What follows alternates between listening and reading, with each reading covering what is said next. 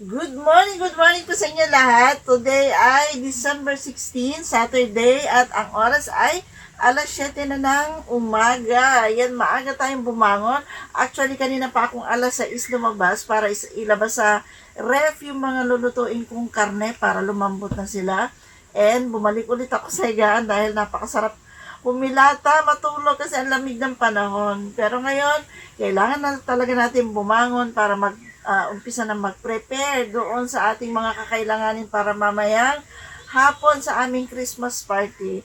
So, samahan niyo ako ngayong araw habang tayo ay naghahanda, nag-prepare sa ating mga kakailanganin at sa ating mga pagkain. And, ayan, nakaready na yung mga kakailanganin ko dito sa lamesa. Ayan, medyo makalat talaga yung lamesa ko ngayon. Eto, magluluto lang naman tayo ng pancit canton. Request nila yung pancit canton. Siyempre, mga kakailanganin nating condiments nandyan. At ito yung mga gulay. Ito yung mga gulay natin. Iyan ang gagayatin ko ngayon. Babalatan. Tsaka natin gagayatin.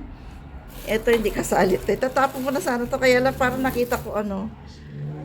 Ayan siya. Parang tutubo na siya. Matagal-tagal na kasi ito eh. Oh. Baka pwedeng itanim ni Mr. doon sa kanyang garden. So, yun ang ating tatrabahuin ngayon. Umpisahan ko na itong mga gulay ko para sa aking pansit at para dun sa isa ko pang recipe mamaya. Pero bago ang lahat, mag-aalmusal muna ako. Nagluto si Mr. ng itlog at hotdog at merong okra dyan. Alam niyo ba, mahilig magprito ng okra yan. Ayan o. Nauna na siyang kumain. And, ayan, yung karne ko nandun sa lababo, pinapalambot pa natin doon sa tubig. At dahil tapos na tayo mag-almusal, ito na yung una natin gagawin. Magmamarinate ako ng iihawin namin mamaya na liempo at yung aking fried chicken. Ito, meron tayo ditong bawang. Meron tayo syempre paminta. Gagamit tayo ng kalamansi at magkaiba kasi yung nilalagay ko pagdating sa aking pagbabad ng aking fried chicken at saka liempo. Meron ako ditong patis at soy sauce. So, ito lang yung gagamitin ko pangbabad, pampalasa doon sa aking liempo at pang fried chicken. And ayun, tapos na natin balatan yung bawang at saka yung ating nahati na natin yung ating kalamansi. Yan, pipigain na lang natin yan mamaya. At syempre, andito na yung ating ibababad na liempo. Yan, medyo marami-rami yan. Mahigit 3 kilo yan. And syempre, ito yung ating pang fried chicken. Ayan. Mahigit naman yan 2 kilo. Kaya marami-rami talaga yung aming handa ngayon. Ilang katao lang naman yung kakain. So, ayan, umpisahan na natin habang maaga pa para kumapit ng gusto yung lasa sa ating mga binabad. At habang nagbabad tayo, syempre nagsalang naman tayo ng ating labahin na hindi ko natapos kagabi. Yung mga dikulay nating labahin, ayan, sinalang ko na dun para hindi sayang yung ating oras. So, ayan, mag-start na tayo. And ito na yung marinate natin. Ayan. Ito naman yung isa. Ayan, maputi yung isa. Ito dark. And i-transfer natin dito sa lalagyan para ibalik muna natin sa ref para mamayang hapon ay ready na yan. So, ayan ang ating unang nagawa. Sunod na lang natin yung mga gulay. Yan, maghihimay na ako. Magbabalot na ako ng aking mga gulay. Ayan na yung ating nagawa na transfer na natin sa isang lalagyan. Ito yung ating liempo. Ito yung ating pang fried chicken. Ayan, lalagay ko na yan sa ref para fresh na yan pag mamaya pagluto natin.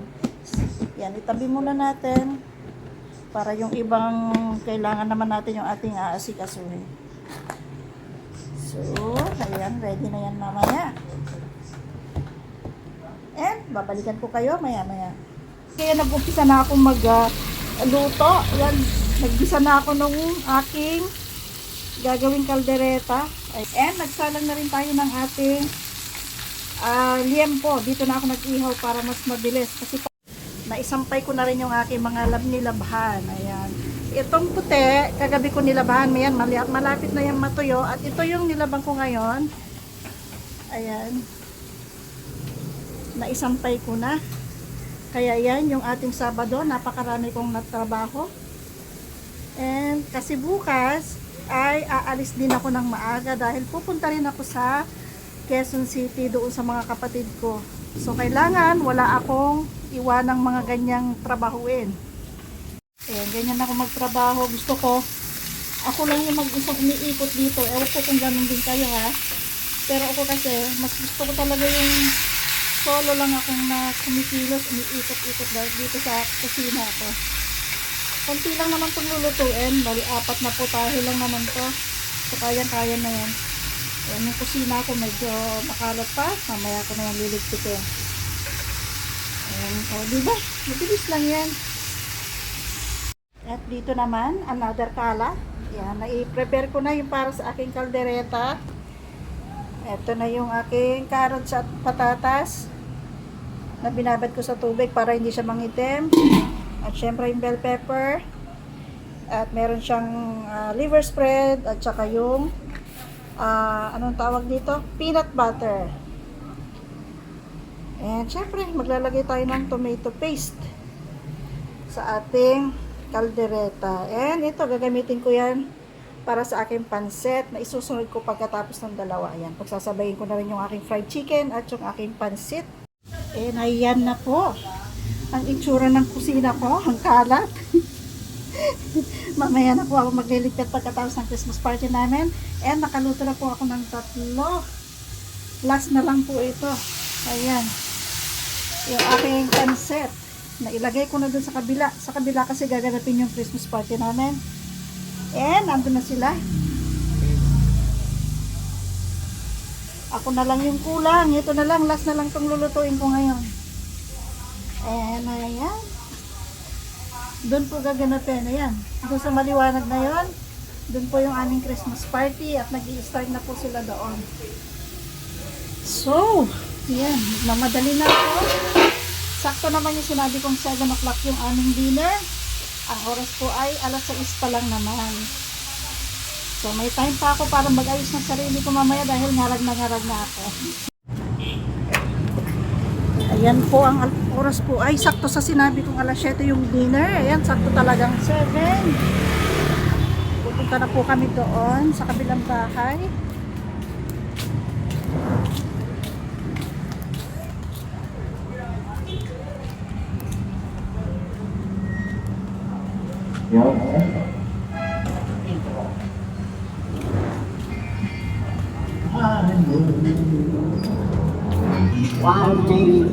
California.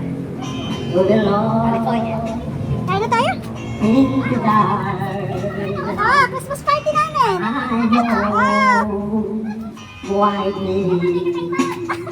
Eh di sila nagdala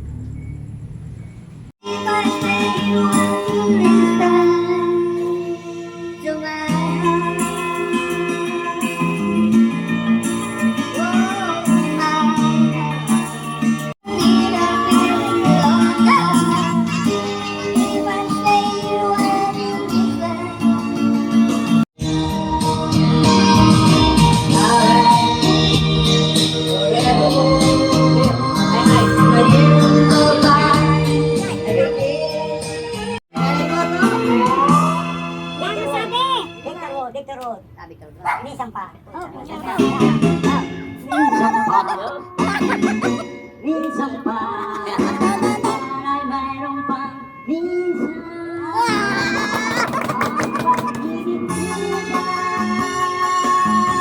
Di lasing lang. Nasa todo ba eh.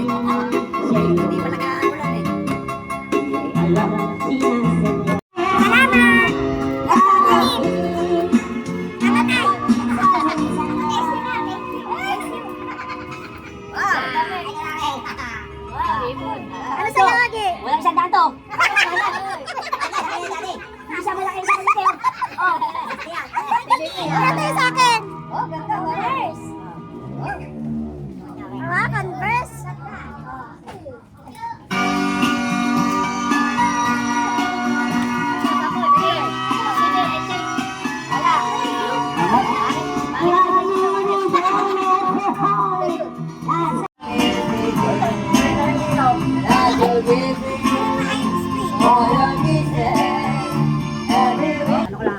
Ay, sisend na lang ako.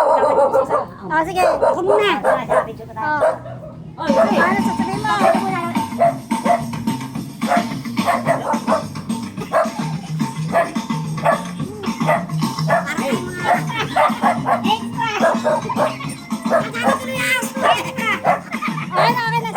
Ayan, good morning na po sa inyo lahat. Ang oras po ay pasado 2:00 na po ng madaling araw at ngayon lang tayo nakabalik sa vlog kasi tinapos ko na lahat yung trabaho ko kanina sa lababo, lahat ng hugasin, kaldero, plato, ayan, nilinis ko na lahat yan, pati yung kusina, ayan, wala nang ano doon, wala nang kalat.